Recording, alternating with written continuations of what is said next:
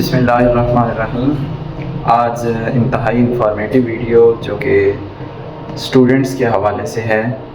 जैसा कि आपको मालूम है कि बोर्ड्स मुख्तलिफ़ रिफॉर्म्स कर रहे हैं। तमाम पंजाब बोर्ड्स ने एक फ़ैसला किया है जिसमें आपका जो ग्रेडिंग सिस्टम है उसे भी तब्दील किया जा रहा है। पहले आपके पास परसेंटेज होती थी और ग्रेड्स होते थे, अब आपके GPA होंगे, ग्रेड पॉइंट्स एवरेज।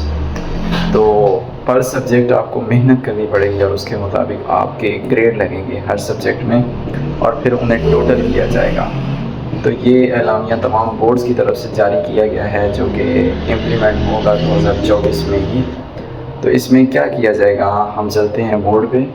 तो वहाँ पे आपके पास है, सबसे पहले तो आपका जो भी ग्रेड्स होंगे उनकी कोई ना कोई परसेंटेज होती है। आपने मार्क्स किए हैं तो आपकी परसेंटेज होगी, उसके मुताबिक फिर परसेंटेज के मुताबिक ग्रेड्स दिए गए हैं और उन्हीं ग्रेड्स के हिसाब से फिर GPA अलॉट किया गया है जो कि 4 भी हो सकता है और बिलो 4 भी हो सकता है।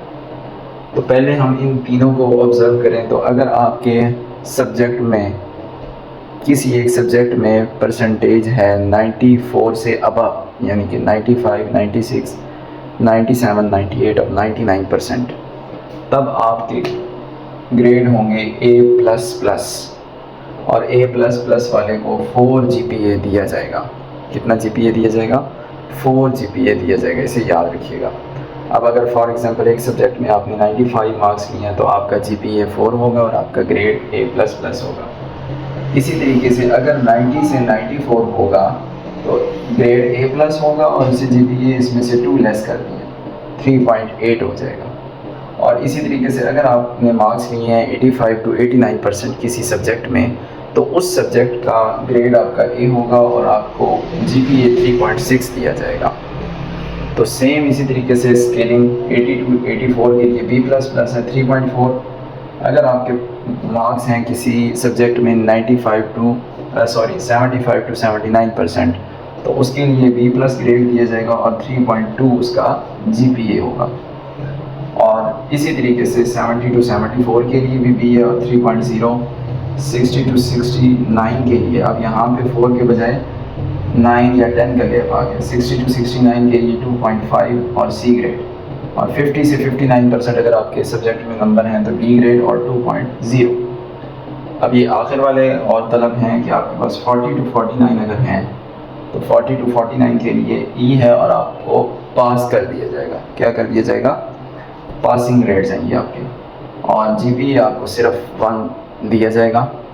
और अगर इससे भी कम आपकी परसेंटेज आती है, फॉर एग्ज़ाम्पल ये है बिलो 40%, आपका कोई एक सब्जेक्ट है जिसमें आपने 100 में से 33, 34, 35, 36 ये नंबर लिए हैं तो वो इस बार बोर्ड में फ़ेल तस्वर किया जाएगा उस सब्जेक्ट में।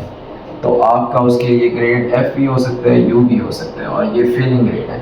कौन सा ग्रेड है? Failing grade. और फेलिंग ग्रेड के लिए GPA क्या दिया गया है?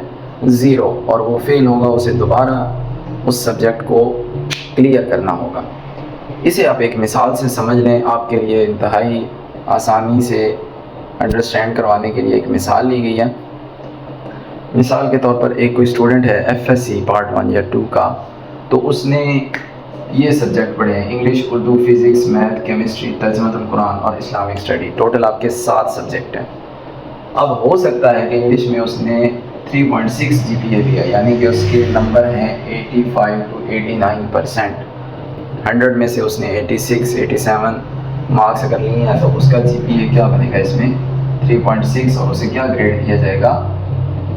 A ग्रेड दिया जाएगा। अब A ग्रेड के लिए 3.6 हो गया। उर्दू में अगर है तो 3.2 क्यों दिया गया? क्योंकि उसके मार्क्स 75 to 79% में से आए हैं, यानी कि उसने 100 में से 76 या 77 नंबर लिए हैं, 76, 77। सेम आप ऑब्जर्व करें, फिज़िक्स में भी 3.4 है। 3.4 के लिए कब दिए जाते हैं? जब आपके मार्क्स 100 में से 84, 85 आए, और अगर 85 है तो उसमें से उसके अकॉर्डिंग 72, 73 जो भी है तो वो आपके B++ ग्रेड है। अब ये 3.8 मैथ को दिया गया है, क्यों? क्योंकि इसके आपके ग्रेड पॉइंट एवरेज 90 to 94 है, यानी कि 100 में से आपने 90, 91 नंबर लिया तो आपको ये 3.8 अलॉट होगा। अगर इसी तरीके से केमिस्ट्री 2.5 है तो 2.5 इसे क्यों दिया गया, क्योंकि इसमें नंबर कम आए हैं 60 to 69, तो 2.5 है, फिर 3.8 क्योंकि आपके नंबर 90 to 94% है।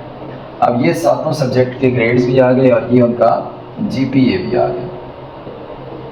अब आपने इन सब को क्या कर लेना है, टोटल, इनको टोटल करेंगे तो आपके पास फॉर एग्जांपल आ रहा है 22.1।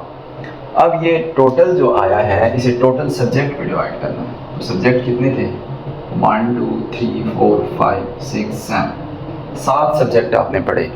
तो इन 7 सब्जेक्ट पे डिवाइड जब करेंगे तो आपका GPA कितना आ गया, 3.16। तो देखें आपने मार्क्स तो बड़े अच्छे भी लिए थे, 3.8 GPA के अकॉर्डिंग, लेकिन ये जो 2.5 लिया है, 3.2 लिया है, जब एवरेज निकाली जाती है तो वो फिर आपके मार्क्स डाउन हो जाते हैं।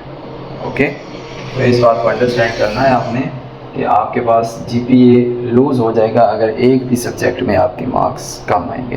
तो हर सब्जेक्ट को आपने टाइम देना है, तवज्जो देनी है और सिर्फ सब्जेक्ट पास नहीं करना बल्कि उसमें अच्छे ग्रेड्स लेंगे, तभी आपका ये GPA अच्छा आएगा। GPA बेसिकली है grade point average, grade point average. अगर ये वाला जो तरीका है ये यूनिवर्सिटीज़ में तो ऑलरेडी राइज है, अब स्कूलों में भी आ गया है। तो इसमें आपके पास क्या है, टोटल 4 GPA होता है, 4 में से जो भी आप लेंगे वो आ जाएगा। और अगर इसी तरीके से एक और सेमेस्टर या एक और साल आप पढ़ते हैं तो अगर आपने 3.16 पहले में लिया है तो 3.2 दूसरे में लिया है, तो उसके मुताबिक फिर आपके 2 सेमेस्टर का एवरेज निकाला जाएगा या 2 सालों का एवरेज निकाला जाएगा। वो फिर आपका जो भी बने, फॉर एग्जांपल यहाँ पे बन रहा है 3.18, तो 16 से 18 पे चला गया। तो जितनी परफॉर्मेंस बेहतर होती उसी तरीके से आपकी ये ग्रेडिंग बेहतर होती जाएगी। उम्मीद है आपको इस वीडियो से काफ़ी कुछ सीखने को मिला होगा। इन ग्रेडिंग पॉइंट को जहन में रखते हुए अपनी एग्ज़ाम्स की तैयारी करें और अपने ग्रेड्स को बेहतर बनाएं। अल्लाह पाक आप सबका हामी और नासिर हो। अल्लाह हाफ़िज़।